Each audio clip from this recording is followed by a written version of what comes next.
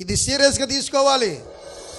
మన కాలం సమీపించింది. దేని బిడ్డలారా, జరిగిన కాలం ఏదో జరిగిపోయింది.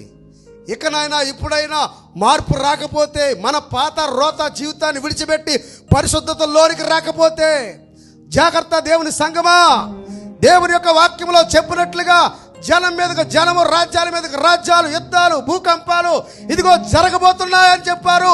అవన్నీ జరుగుతున్నాయి. ఇవన్నీ రాకడకు చూసినా ప్రభు రాకడెప్పుడో తెలియదు, మన పోకడెప్పుడో తెలియదు.